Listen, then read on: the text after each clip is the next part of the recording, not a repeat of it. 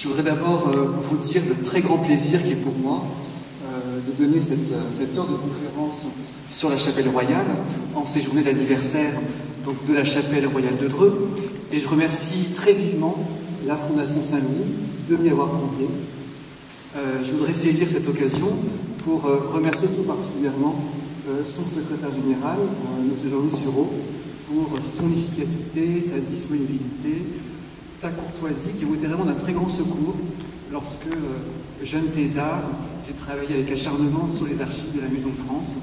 Et donc, vraiment, je vous remercie de tout cœur.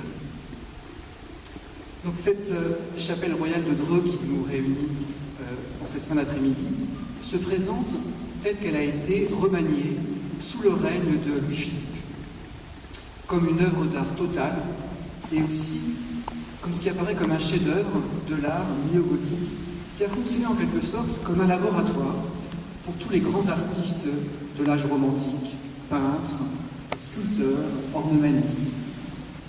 Il n'est pas moins vrai qu'en convoquant les artistes, exactement comme à Versailles, Louis-Philippe a eu plutôt une pensée politique qu'une pensée simplement esthétique, une pensée artistique.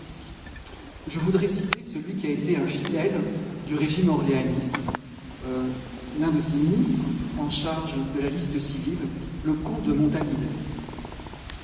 Je le cite, « La constante préoccupation de Louis-Philippe fut de donner à l'art une direction exclusivement politique et nationale. » En fait, c'est cette dimension politique que j'aimerais vous restituer, puisque la chapelle de Dreux, qui était nécropole de la famille d'Orléans, n'était pas seulement le réceptacle des tombeaux des princes, mais elle devait aussi servir à raconter une histoire par l'image, une histoire d'une famille qui veut montrer sa légitimité de maison souveraine. Alors une nécropole, c'est une maison des morts, mais elle sert également aux vivants à élucider, à formuler leur identité familiale. Commémorer certains défunts plutôt que d'autres, s'inscrire dans un lignage par-delà la mort, c'est vouloir s'incorporer au groupe familial dans lequel, bien sûr, il s'agit toujours de trouver sa propre place. Alors, au XVIIIe, les Orléans n'avaient plus droit à la sépulture royale de Saint-Denis, qui était réservée aux fils et petits-fils de France.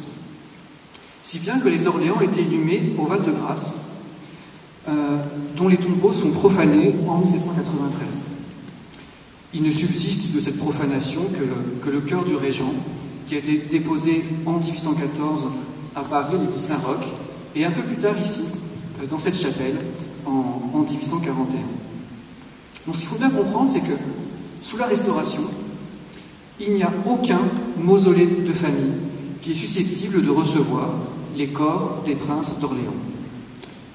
Aussi, lorsque, en 1818, Louis-Philippe perd une de ses filles, en bas âge, eh bien, elle va rejoindre les caveaux du sépulcre de la mère de Louis-Philippe, à Dreux.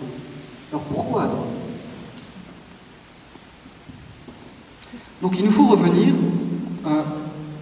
au règne de Louis XVI, où a eu lieu un événement fondateur. Nous sommes en 1783. Le duc de Penthièvre accompagne les cendres de sa famille à la collégiale de Dreux. Donc ce duc de Penthièvre, c'est le grand-père de Louis-Philippe, le grand-père maternel.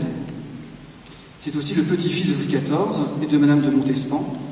Et ses parents, son épouse, ses enfants, décédés en bas âge, reposaient tous dans l'église paroissiale de Rambouillet.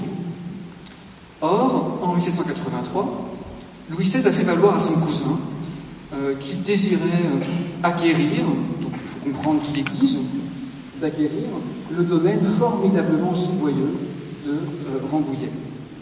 Donc le prince retire de l'église Saint-Lubin les corps de sa famille pour les déposer dans la collégiale Saint-Étienne de Dreux, qui devient dès lors la nouvelle nécropole de la famille de Penthièvre.